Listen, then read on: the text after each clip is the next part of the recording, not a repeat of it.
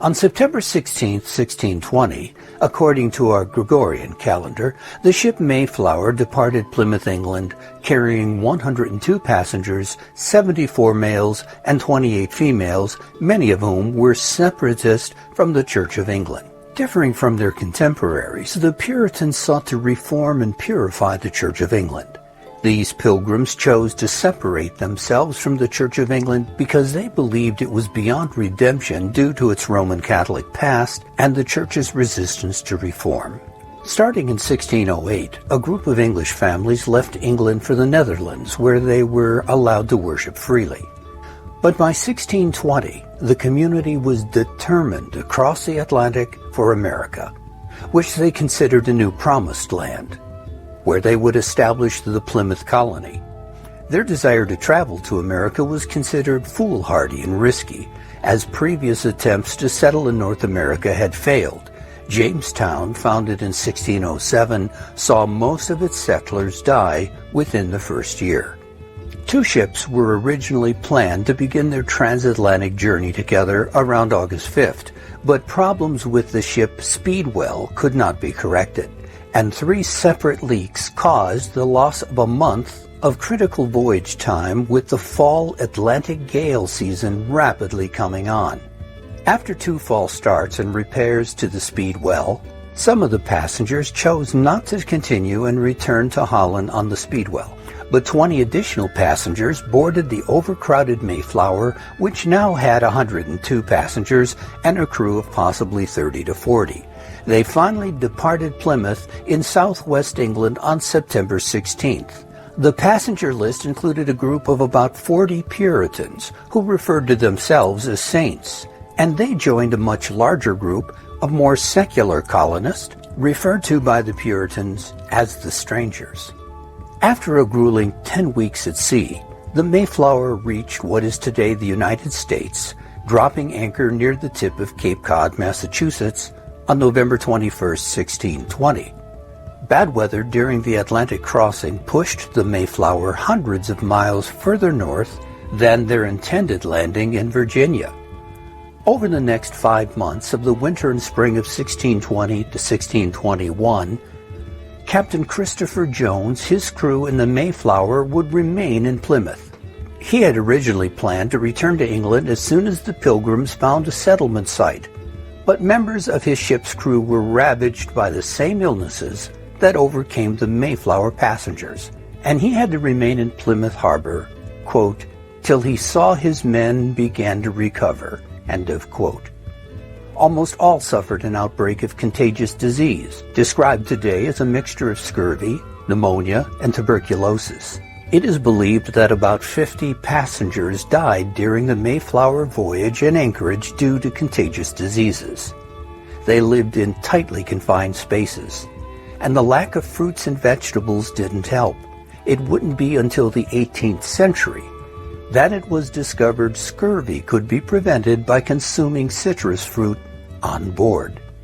After bad weather during the Atlantic crossing pushed the Mayflower hundreds of miles further north to Cape Cod, the strangers didn't think they should be subject to the contract's provisions anymore. They had originally intended to lay anchor in northern Virginia, but after treacherous reefs and storms drove their ship off course, the settlers landed near Cape Cod instead, and outside of Virginia's jurisdiction. As William Bradford later wrote in his famous History of Plymouth Plantation, some of them made, quote, discontented and mutinous speeches, end of quote, claiming that since they were not in Virginia, quote, none had power to command them, end of quote. Before departing the ship then, the Pilgrims decided to draw up an agreement to bind them and the strangers together and ensure that everyone in the new colony would abide by the same laws. The result was a document drafted and signed aboard ship by nearly all of the adult male passengers. It would become known as the Mayflower Compact, and it was signed on November 21, 1620. According to a list printed by Bradford's nephew, Nathaniel Morton, in his 1669 pamphlet, New England's Memorial, 41 of the adult male passengers on the Mayflower signed the agreement, including 2 indentured servants aboard. Soon after signing it, they elected John Carver as the first governor of the new colony, which they called Plymouth Plantation. The Mayflower Compact was clearly a religious document, in that it held that the people derived their right of self-government from God, not from human governments. But it did not mention a specific church or method of worship, leaving it open for acceptance by both the separatist pilgrims and the strangers, many of whom remained loyal to the Church of England. From its crude beginning in Plymouth, self-government evolved into the town meetings of New England, and later larger local governments in colonial America. By the time of the Constitutional Convention, the Mayflower Compact had been nearly forgotten, but the powerful idea of self-government had not. Born out of necessity on the Mayflower, the Compact made a significant contribution to the creation of a new democratic nation. As the first written constitution in the New World, the Mayflower Compact laid the foundations for two other revolutionary documents.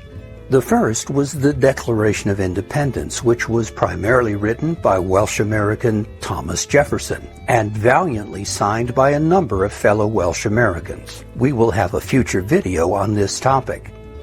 It boldly stated that governments derive their very powers, quote, from the consent of the governed, end of quote. The second document influenced by the Compact was the U.S. Constitution, which reinforced government by the consent of we, the people. The Mayflower remained in Plymouth Harbor through the winter, and then on April 15th, with her empty hold ballasted by stones from the Plymouth Harbor shore, Captain Jones set sail back to England. As with the Pilgrims, her sailors had been decimated by illness, with Jones having lost his boatswain, his gunner, 3 quartermasters, the cook, and a total of more than a dozen sailors. The Mayflower made excellent time on her return voyage back to England. The westerly winds that had buffeted the ship on departure pushed her along going home, and she arrived at her home port in Rotherhithe-on-the-Thames River on May 16, 1621, in less than half the time it had taken the ship to sail to America. Looking at the travel list of the original passengers, a few have Welsh surnames like Hopkins and Williams. However, genealogical research going back a number of generations on them does not reveal any Welsh descent in their lineage. This is not surprising. For hundreds of years, many Welsh had migrated to England seeking greater opportunities. And after a number of generations, their surname remained, but their Welsh identity is lost. Certainly, the exact same thing happened when the Welsh came to the Americas. However, there is one important passenger in the Mayflower who definitely had Welsh heritage. Some might argue that he was the most important passenger. This was none other than Master Christopher Jones, Jr., the captain of the ship, who also had 1/4 ownership of the Mayflower. How would he have known about the Puritans? Captain Jones was later buried at St. Mary the Virgin Church. From 1611 to 1654, the rector was a man named Thomas Gattaker, a man of Puritan leanings, and Captain Jones may have learned about Puritanism from him.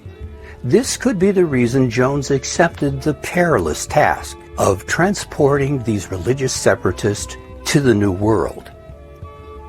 Christopher Jones is believed to have been born in the seaport town of Harwich, England, around 1570. According to FamilySearch.org, he was the son of Christopher Jones, Sr. and his wife Sybil. The Senior Jones was Welsh, born in Wales in 1545, and was also a mariner seeking greater opportunities in England. Christopher Sr.'s father, and Captain Jones' grandfather, was a Welshman named Humphrey Jones, born in Carnarvonshire, Wales in 1530. He was married to Margaret Birch Meredith Wynne, who was born in Anglesey. Humphrey was aged 15, and Margaret was 17 when Christopher Jones Sr. was born.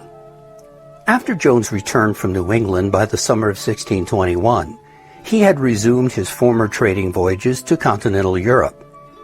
But by this time it had become evident that the severe deprivations of the Pilgrim voyage had badly undermined his health, as it had so many other Mayflower voyagers.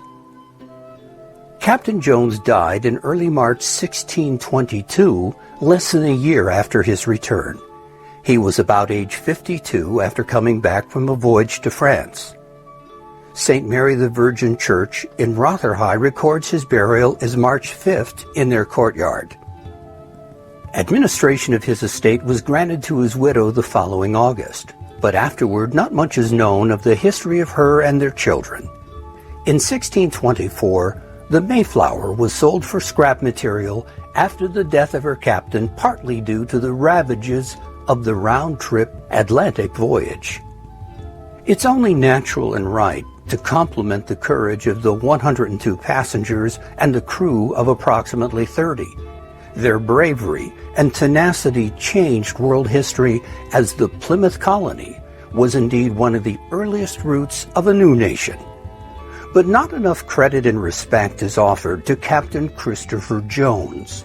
Though he was born in England, his paternal roots were deeply planted in North Wales. It was the gritty Captain Jones who had the dogged determination to take over 100 people on a dangerous voyage few had ever attempted before. He was the man who accepted some additional passengers from the Speedwell when 3 different leaks proved it not to be ocean-worthy. It was his organizational skills that adequately planned for enough supplies and food for the long journey. It was his navigational skills that endured 10 grueling weeks at sea. It was his compassion and patience that allowed the passengers to have shelter on the ship for many months, while struggling with winter and severe illness after they reached Plymouth Harbor. As E.W. Bishop wrote in his book, The Pilgrim Forefathers, quote, "On September 26, 1620, the gallant little craft slipped out to sea. In proportion to her cubic feet of space, no heavier cargo had ever been shipped across the Atlantic. The entirety of a new church, a new commonwealth, a new nation, all of which were to bless the world, were confined within the limits of the Mayflower's hold." End of quote. Thank you, Master Christopher Jones, Jr., an unsung hero, and a descendant of Wales, for your courage, navigational and organizational skills, and your unwavering determination to safely bring over 100 adventurous people across an ocean to their new promised land. Don't forget to subscribe to our channel, and please feel free to make any comments below. This is Greg Thomas saying Hoyl am Nauer. Bye for now.